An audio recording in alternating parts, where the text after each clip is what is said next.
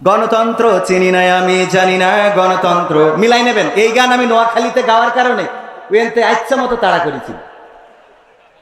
তো এই জন্য পরে আর চিন্তা করলাম যতদিন আওয়ামী লীগ সরকার ক্ষমতায় এই গান আর গাবো না। তো চলে গেছে, এখন তো গাওয়া যায়। খেলা হবে।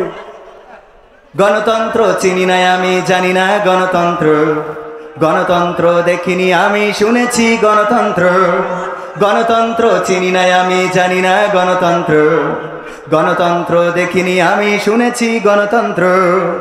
শুনেছিলাম আমি বাংলাদেশে গণতান্ত্রিক রাজা, যখন যারে মনে চেয়েছে ধরে দিয়েছে সাজা। শুনেছিলাম আমি বাংলাদেশে গণতান্ত্রিক রাজা, যখন যারে মনে চেয়েছে ধরে দিয়েছে সাজা।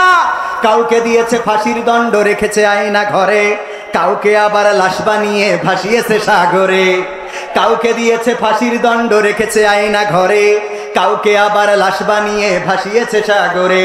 করেছে এসব কিসের জোরে, ছিল কি দাদার মন্ত্র? কেমন গণতন্ত্র ছিল, কেমন গণতন্ত্র, গণতন্ত্রের আড়ালে ছিল রয়ের ষড়যন্ত্র। কেমন গণতন্ত্র ছিল, কেমন গণতন্ত্র, গণতন্ত্রের আড়ালে ছিল রয়ের ষড়যন্ত্র। শুনেছি আগে নির্বাচনে লাগতো টাকার নোট, দেখেছি আমি ভোট করিতে লাগেনি কোন ভোট। কথা কয় না, ঠিক না ঠিক? শুনেছি আগে নির্বাচনে লাগতো টাকার নোট, দেখেছি আমি ভোট করিতে লাগেনি কোন ভোট। ভোটের আগে পাশ হয়েছে মন্ত্রী মিনিস্টার, লাগেনি মিছিল লাগেনি মিটিং লাগেনি তো পোস্টার। ভোটের আগে পাশ হয়েছে মন্ত্রী মিনিস্টার, লাগেনি মিছিল লাগেনি মিটিং লাগেনি তো পোস্টার। নির্বাচন কমিশন ছিল ইন্ডিয়ান কোন যন্ত্র। কেমন গণতন্ত্র ছিল, কেমন গণতন্ত্র, গণতন্ত্রের আড়ালে ছিল রয়ের ষড়যন্ত্র। কেমন গণতন্ত্র ছিল, কেমন গণতন্ত্র, গণতন্ত্রের আড়ালে ছিল রয়ের ষড়যন্ত্র। বিরোধী দল যারা সংসদে ছিল তারা পোষা ছিল, তারা ছিল পোষা ময়না। দেশ জ্বলে পুড়ে হয়েছে ছাই, তবুও তো কিছু কই না, ঠিক না ঠিক? বিরোধী দল যারা সংসদে ছিল তারা ছিল পোষা ময়না। দেশ জ্বলে পুড়ে হয়েছে ছাই, তবুও তো কিছু কই না। শাসনে ছিল না সততা নিষ্ঠা, বিচারের ছিল না মান, সংসদে তাই শোনা যেত মমতাজের গান। শাসনে ছিল না সততা নিষ্ঠা, বিচারের ছিল না মান, সংসদে তাই শোনা যেত মমতাজের গান। বিরোধী দল নাই, ওটা তো ছিল ডিজিটাল ষড়যন্ত্র। কেমন গণতন্ত্র ছিল, কেমন গণতন্ত্র, গণতন্ত্রের আড়ালে ছিল রয়ের ষড়যন্ত্র। কেমন গণতন্ত্র ছিল, কেমন গণতন্ত্র, গণতন্ত্রের আড়ালে ছিল মোদি দাদার ষড়যন্ত্র। নায়েবে রাসূল কোরআনের পাখি বলতো মানুষ যারে, 13টি বছর কারাগারে রেখেছিল তারে। নায়েবে রাসূল কোরআনের পাখি বলতো মানুষ যারে, 13টি বছর কারাগারে রেখেছিল তারে। দিনের কথা বলতে গেলেই করতো গ্রেফতার, কোরআনের কথা বলতে গেলেই করতো গ্রেফতার। ইসলামী বই কোরআন হাদিস করতো যে উদ্ধার, ওসবে নাকি থাকতো লেখা নাশকতার মন্ত্র, ঠিক না ঠিক? ওসবে নাকি থাকতো লেখা নাশকতার মন্ত্র। কেমন গণতন্ত্র ছিল, কেমন গণতন্ত্র, গণতন্ত্রের আড়ালে ছিল রয়ের ষড়যন্ত্র। নারায়ে তাকবীর, নারায়ে তাকবীর, লিল্লাহি তাকবীর। আল কোরআনের আলো, আল হাদিসের আলো, আজিজুর রহমান সাহেবের আগমন।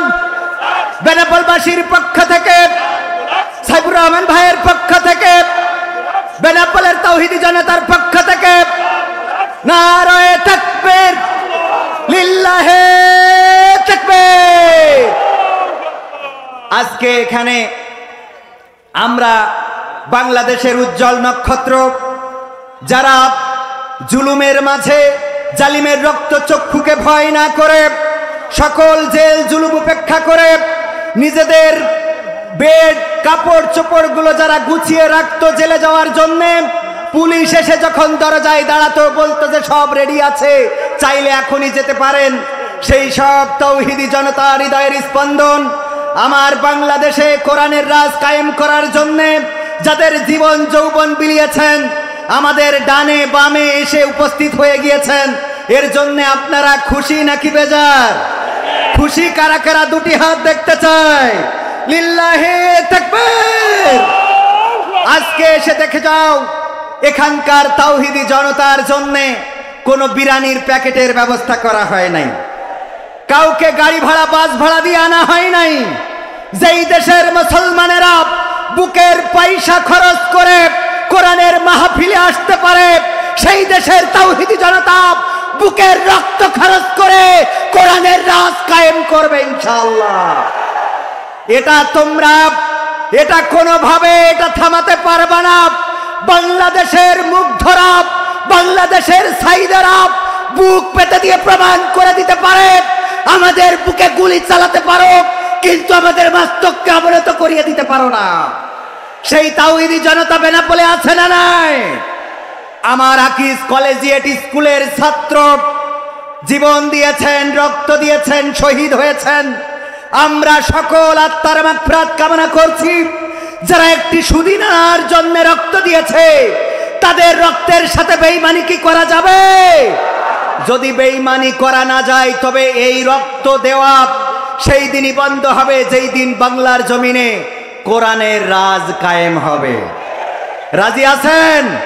কোরআনের রাজ কায়েমের মধ্য দিয়ে যেমন আল্লামা কোরআনের পাখি দেলোয়ার হুসাইন সাইদির ছেলে মাসুদ সাইদি বলেছে, আমরা আল্লামা সাইদির হত্যাকারীদের শাস্তি দিতে চাই এইভাবে, আমরা প্রতিশোধ নিতে চাই এইভাবে। সেটা হলো বাংলার জমিনে তার যে স্বপ্ন ছিল কোরআন কায়েম হবে, কোরআন কায়েমের মধ্য দিয়ে কোরআনের পাখির হত্যার প্রতিশোধ আমরা নেব। রাজি আছেন? রাজি আছেন?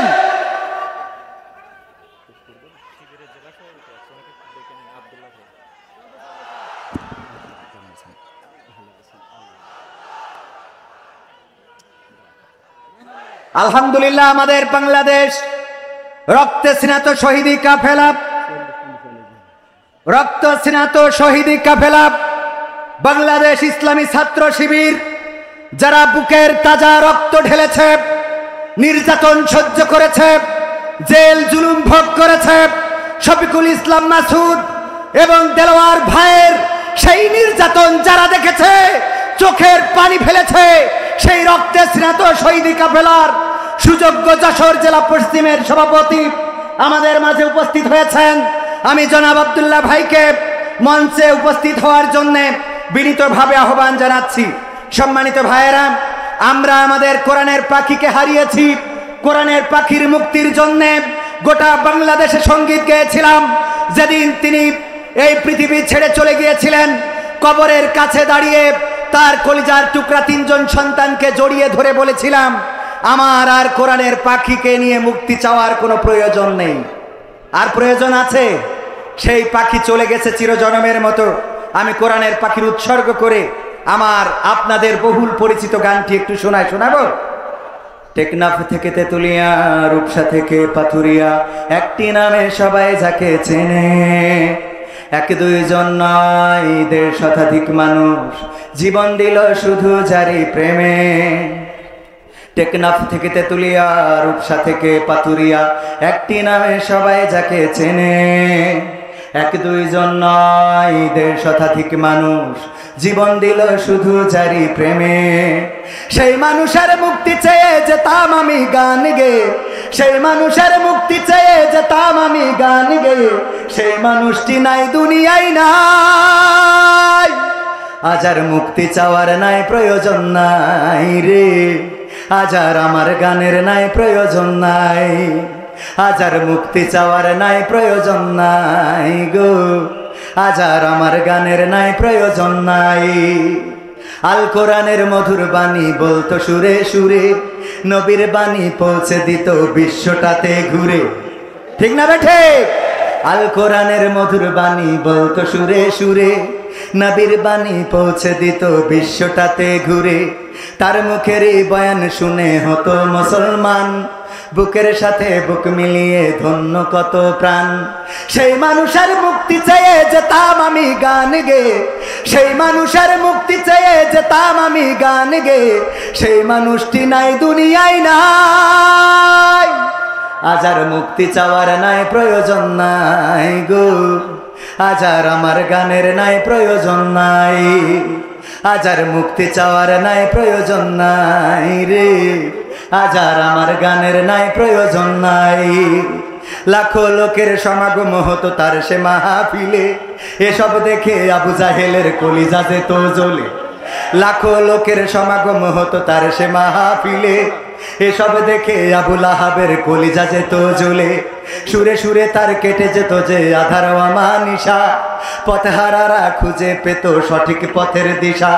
সেই মানুষের মুক্তি চেয়ে যেতাম আমি গান গে, সেই মানুষের মুক্তি চেয়ে যেতাম আমি গান গে, সেই মানুষটি নাই দুনিয়ায় নাই।